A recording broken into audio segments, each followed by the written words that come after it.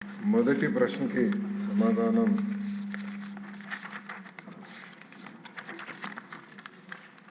మొదటి విడత కింద 15,713 పాఠశాలల్లో ఈ కార్యక్రమం చేపట్టడం జరిగింది. కానీ మొదటి విడత పూర్తి చేసడానికి ఇంకొక 880,39,00,000 రూపాయలు అవసరం ఉంది. రెండో విడత కింద 22,311 పాఠశాలలో పనులు చేపట్టడం జరిగింది. కానీ ఇది కూడా పూర్తి చేసేదానికి 3,907.75 కోట్ల రూపాయలు అవసరం ఉంది.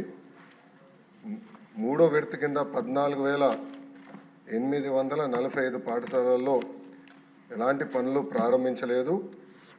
ఆ పాఠశాలలో ఈ కార్యక్రమం పూర్తి చేసేదానికి 3,088 కోట్ల రూపాయలు అవసరం ఉంది.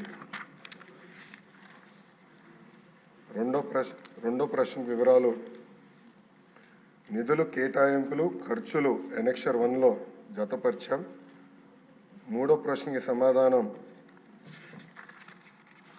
గత ప్రభుత్వం 900 కోట్ల రూపాయలు పెండింగ్ బిల్స్ పెట్టడం జరిగింది. ఈ కార్యక్రమం పూర్తి చేసడానికి 7,877 కోట్ల రూపాయలు అవసరం ఉంది. గత ప్రభుత్వం ఈ కార్యక్రమంలో చేపట్టిన ప్రభుత్వ పాఠశాలల్లో 72,117 విద్యార్థులు సంఖ్య తగ్గుతాం కూడా జరిగింది. డి ప్రశ్నకు అధ్యక్ష శ్రీ వి వెంకటరామరెడ్డి గారు అడ్వకేటు 27/11/2023లో ఒక పిటిషన్ వేస్తాం జరిగింది. ఆ పిటిషన్కి సంబంధించిన ప్రాథమిక దర్యాప్తు రిపోర్ట్ ఎండి ఏపీఈడబ్ల్యూఐడిసికి వస్తాం జరిగింది. కానీ ఫైనల్ రిపోర్ట్ ఇంకా రావాల్సిన అవసరం ఉంది.